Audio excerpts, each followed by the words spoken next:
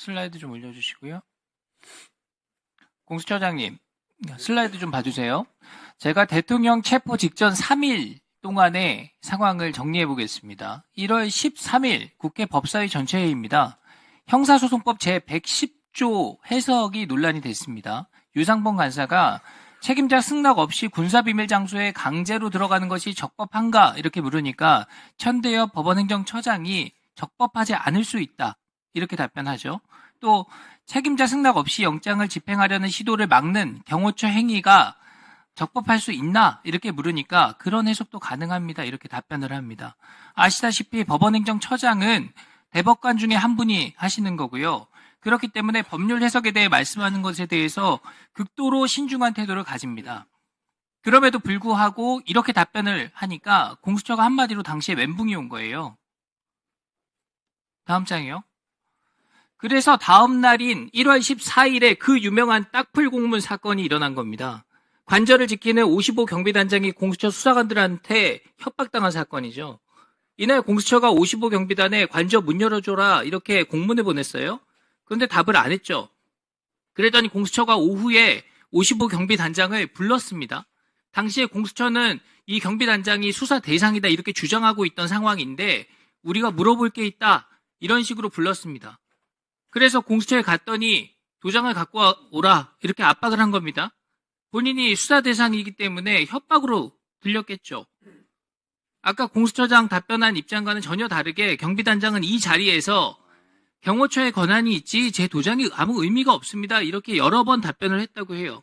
근데 계속 압박해서 도장 가져오라 그러고 이 형식도 안 맞는 엉성한 문서에 그 도장을 찍은 겁니다. 심지어 경비단장이 직접 찍은 게 아니라 공수처 직원이 찍은 거라고 지금 얘기가 나왔어요. 맞죠? 공수처 직원이 찍은 거죠? 확인하셨어요? 제가 보고받기로는 그 동석한 경찰 공무원이 55 경비단장 측으로부터 인장을 건네받아서 그 경비단장이 지켜보는 가운데 동석한 경찰은 그럼 어디 소속입니까? 경찰청 소속입니까? 아니면 공수처에 파견 나와 있는 분이에요? 저는 경찰청 소속 지금 국수본의 그 경찰관으로 알고 있습니다. 일단 거기까지 듣겠습니다. 아니 대한민국 수사기관에 이런 일이 있는 게 말이 됩니까? 이거 권위주의 시절에요. 수사기관에서 수사할 때 책상 위에 수갑 올려놓고 조사하던 거랑 그거보다 더한 거예요, 이게 지금.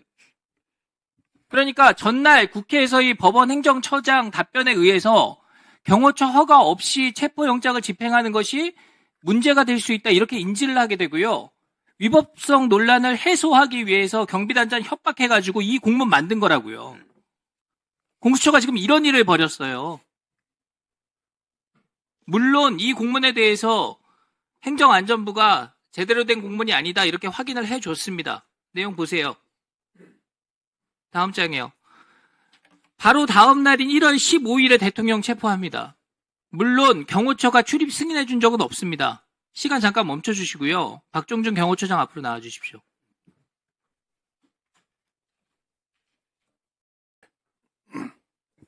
간단히 한 가지만 여쭤볼게요. 제가 예전에도 여쭤봤는데 형사소송법 제110조에 따라서 관저에 영장 집행하려면 경호처 허가 필요한데 공수처에 출입 허가해 준 적 있습니까? 없습니다. 확실히 없나요? 예, 없습니다. 지금 공수처장께 하실 말씀 있어요 혹시? 이 자리에서? 별도로 드릴 말씀. 예, 좋습니다. 들어가셔도 좋습니다.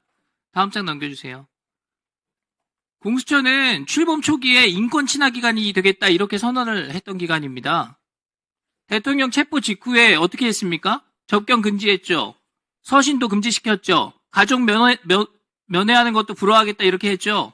거기다가 조사한다고 대통령 강제 구인까지 시도를 했습니다. 2025년 대한민국에 어떤 수사기관이 이렇게 강압적인 행태를 보입니까? 그리고 현직 대통령한테도 이런 식으로 하는데 다른 피의자 참고인들한테는 어떻게 하겠습니까?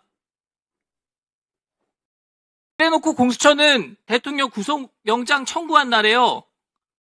소고기 와인 파티 벌였습니다. 그 당시에 공수처의 부당한 수사에 항의하면서 분신 시도했던 시민이 사경 헤매고 있던 상황입니다. 그게 아니라도 자신을 임명한 대통령이 지금 거기에 대한 구속영장 청구해놓고 마음이 무겁지 않습니까? 그걸 직원들이랑 자축하는 게 맞아요? 여기까지 하고요. 오전에 자료 제출 요청했던 거 아직 답변이 안 왔습니다. 다시 한번 확인해서 제출하시기 바랍니다. 마치겠습니다. 위원장님, 그 의원님의 그 일방적인 얘기에 대해서 한 2분 정도 답변할 수 네. 있는 기회를 주십시오. 말씀하십시오. 예. 지금 굉장히 이때까지 지금 반복적으로 얘기된 부분인데 간단히 소명드리겠습니다. 지금 체포영장의 집행과 관련하여 형사소송법 110조, 111조가 적용되지 않는다는 것은 이 지금 법조인이라면 다 당연히 그렇게 해석하는 당연한 조항입니다. 그 당연한 조항을 체포영장의 확인적인 의미에서 기재하였고요. 저 공수처장은 그 체포영장의 집행에 있어서 형사소송법 110조, 111조가 적용되지 않는다는 것에 대해서 한 번도 그 해석을 달리하거나 뭐 의심한 적이 없습니다. 자, 그러면 55 경비단장의 그 지금 승인 그 공문을 그 체포영장 2차 체포영장의 집행일 하루 전에 왜 받았느냐? 지금 55 경비단장의 허가를 받은 건 경호처법에 의한 승낙을 받은 것이 아닙니다. 그 문구를 지금 의원님도 정확하게 보실 건데 군사기지법상에 우리는 승인을 한다 그런 취지입니다. 그래서 그 지금 2차 그 체포영장의 집행과 관련돼서 불상사를 막아야 된다는 그런 절박한 심정에서 55 경비단장은 체포영장의 집행에 대해서 방해하지 않는다는 의미를 확인하고 그렇게 된다면은 군인들이 반대를 하지 않기 때문에 유혈 사태를 방지할 수 있는데 큰 도움이 될 거라고 보았고 또 그런 부분들이 사실 이번 체포영장 집행에 도움이 되었다고 생각합니다. 그런 부분에 있어서 지금 정당한 공문서고 그다음에 그 긴박한 시간 속에서 저희들이 그런 문서를 만들기 위해서 저희들이 신청한 서류에다가 첨부 형태로 했는데 그 어떻게 공수처장이 이 유혈 사태를 막기 위해서 그 절박한 순간에 얼마나 저런 문서까지 만들면서 성낙을 받으려고 했는지 그 노고의 어떤 치사 대상이 될 수 있지. 그것이 문서를 갖다가 딱풀 공문이라 하는 그런 비하 발언을 하고 있습니다. 자, 그런 부분은 55 경비단장의 그 성낙 문서가 군사기지법상 출입을 허가한다라는 그런 명확한 문구로 되어 있다는 걸 다시 한번 말씀드리고요. 자, 그다음에 지금 저희들이 1월 15일 날 구속영장을 청구한 날 17일입니다. 17일 날 저녁 모임을 했습니다. 엄주한 게 아닙니다. 1월 17일이면은 저희들이 이제 수사기획관 같은 경우에는 지금 구속영장 실질신문을 위해서 그때 50여 장이 넘는 PPT를 만들어 저녁에 들어가야 되는 상황입니다. 그런 여러 가지 노고로운 행위를 해야 되는 우리 부하 직원들을 격려해야 됩니다. 그런 저희들 직원들한테 밥 한 끼 못 사주고 그다음에 제가 와인 한 잔 따라준 거 맞습니다. 그런데 그런 중요한 업무를 수행하느라 제대로 술을 마시지도 못하는 자리였습니다. 저는 그러한 부하 직원들을 격려하는 자리에 대해서 이야기 좀 들어봐요. 한치의 부끄러움이 없습니다.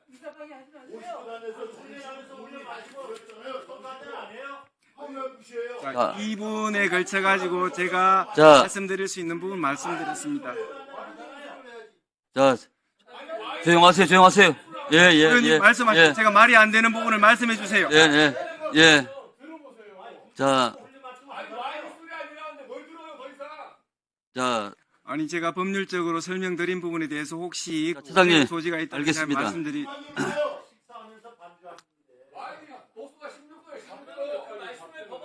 자,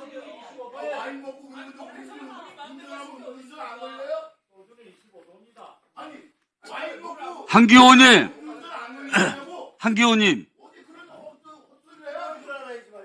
청취를 해보겠습니까?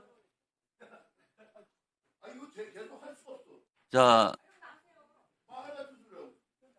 국가가 누란 위기에 있을 때 공수처가 완결체가 아님에도 작은 조직으로서 정무적 판단으로 그 어려운 일을 극복한 것에 대해서 국민들이 찬사를 보내고 있습니다. 강한 신념과 의지를 가지고 말씀하십시오.